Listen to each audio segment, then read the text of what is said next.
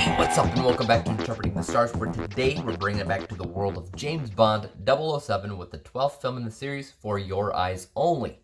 Released in 1981, Roger Moore returns as the secret agent with a license to kill. Now, the title itself, For Your Eyes Only, is not a bad James Bond title. But in general, we all know that we can't judge a film on its title. We need to first go over what it's all about before we make the claims on if it's a great addition to the popular series, or if only a hyper-local community can enjoy it.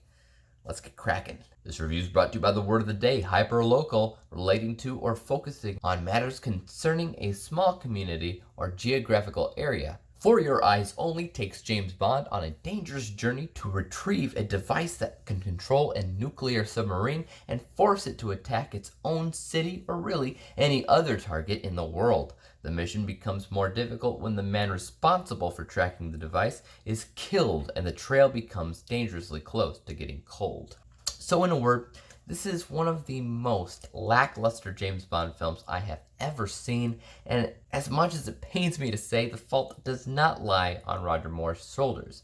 I may not be a biggest fan of his, but he did his thing in this film and it wasn't terrible.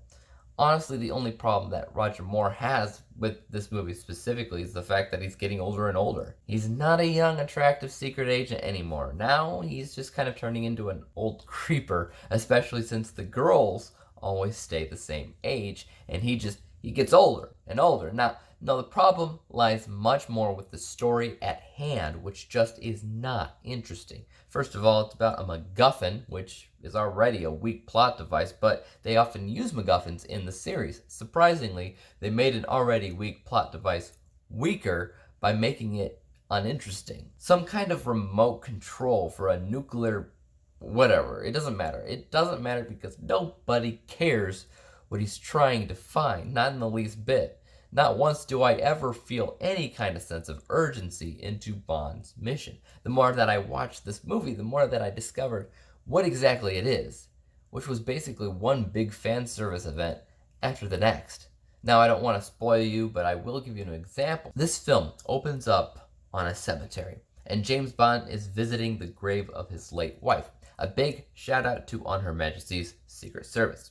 The scene then goes into an action set piece where Bond has to fight and possibly kill Blofeld, a huge shout out to the major villain of Connery's time as the role. And neither of these things have any real significance or stakes into what's actually going on in this film's plot, nor does a ton of the stuff that happens in this movie, because those fan service things keep happening. At this point, we were around 20 years and 12 movies into this massive franchise, and I guess they just felt the need to tell the fans thank you, because there are other things that happen, like a dangerous skiing scene, a scene in a casino, the KGB building, which looked exactly the same as before. Just random stuff that seems to be allusions to prior Bond films, but it itself doesn't seem to have any individual identity. There's one scene in the movie that was done well.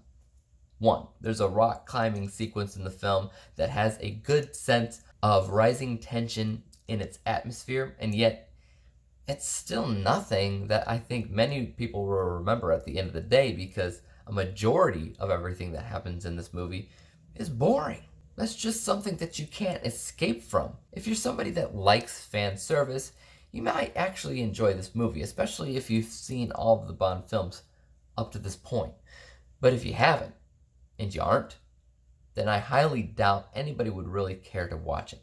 Let's break down that total score for a second. Pretty much everything in this film, in my opinion, was a safe decision after a safe decision. Pretty much every ratings category in my rating model got an okay score, meaning it wasn't specifically bad, but it was far from great. The writing in this movie was uninspired, so that's the one category that was scored bad. In layman's terms, as you can see, the movie is underwhelming and bad, but breaking it down even further, my unbiased score is 54%, which means, like I said, it made safe decisions. But it was also incredibly boring and lackluster, so my bias score is 44%, averaging everything out to a final score of 49%. 49 out of 100 possible stars, making this one of the few Bond films with a failing letter grade. It wasn't good. I couldn't find a lot of elements in this film to be proud of or to put into any kind of, top 10 Bond moments video. Instead, it would probably be found more so in a bottom 5 list. But we're not there yet. Guys, let me know your thoughts on For Your Eyes Only in the comments down below. Is this the worst film from Roger Moore, or is that yet to come? Let me know below. As for YouTube, you know what to do. Hit the subscribe button if you like this review, because there's more like it coming out. Hit the thumbs up button, because that always helps out my channel. And don't forget about the little bell icon, because that'll help notify you when I come out with my next review. And until then, peace out.